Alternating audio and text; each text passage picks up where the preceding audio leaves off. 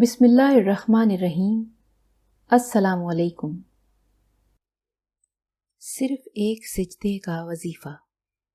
صرف ایک سجدے کا وظیفہ، اس عمل کے بعد اللہ تعالیٰ عرش سے فرشتوں کو بھیج دیتا ہے جو آپ کی ہر قسم کی پریشانی اور مصیبت کو دور کر دیتے ہیں۔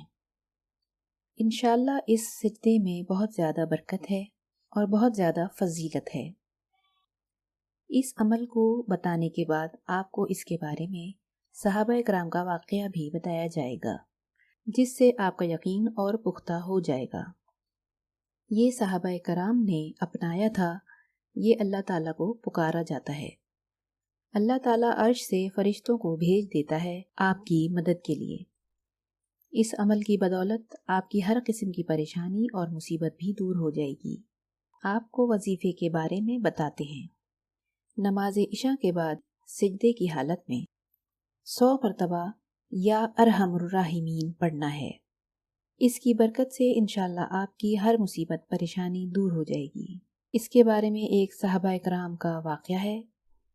حضرت عمر فاروق کے زمانے میں کسی جگہ پر جا رہے تھے کہ راستے میں ایک ڈاکو آ گیا اور سارا مال لوٹ لیا، اور لوٹنے کے بعد قتل کرنے لگا۔ ان صحابہ کرام نے فرمایا کہ ایسا مت کرو، مجھے قتل نہ کرو، تم نے میرا سارا سامان لے لیا ہے، میری جان بخش دو۔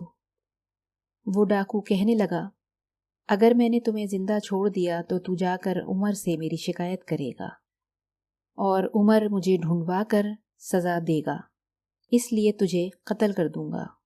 وہ صحابہ کرام کہنے لگے، لیکن مجھے 2 رکعت نفل نماز پڑھنے دو۔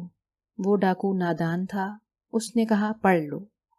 جب اس نے یہ کہا تو صحابی نے نماز پڑھنا شروع کر دی۔ جب نماز پڑھی اور دعا کرنے لگے، اے اللہ میں اس مصیبت میں منتقل ہو گیا ہوں، مجھے اس سے نجات دلا دے، یا ارحم الراحمین کہا تو وہ ڈاکو تلوار چلانے لگا تو اوپر سے عرش سے آواز آئی، مت قتل کرو۔ پھر وار کرنے لگا تو صحابی نے کہا، یا ارحم الراحمین، تو پھر سے عرش سے آواز آئی کہ اسے قتل مت کرو۔ جب وہ تیسری دفعہ تلوار اٹھانے لگا تو ان صحابی نے فرمایا، یا ارحم الراحمین، تو ایک گھڑ سوار آیا اور اس ڈاکو کی گردن سر سے الگ کر کے چلا گیا۔ جب دعا کر کے فارغ ہوئے تو صحابی نے اس گھڑ سوار کو دیکھا تو اس نے کہا، میں 7ویں آسمان کا فرشتہ ہوں۔ جب تم نے پہلی مرتبہ کہا یا ارحم الراحمین تو پہلی مرتبہ اللہ کا عرش جوش میں آ گیا۔ اللہ نے فرمایا، کون اس کی مدد کو جائے گا؟ میں 7ویں آسمان کا فرشتہ، میں نے ادھر سے آواز لگائی تو میں نے کہا اس کو قتل مت کرو۔ جب تم نے دوسری مرتبہ یا ارحم الراحمین کہا تو میں پہلے آسمان پر آ گیا اور پھر کہا مت قتل کرو۔ جب تم نے تیسری مرتبہ یا ارحم الراحمین کہا تو میں نے جلدی سے آ کر اس کی گردن دھڑ سے جدا کر دی۔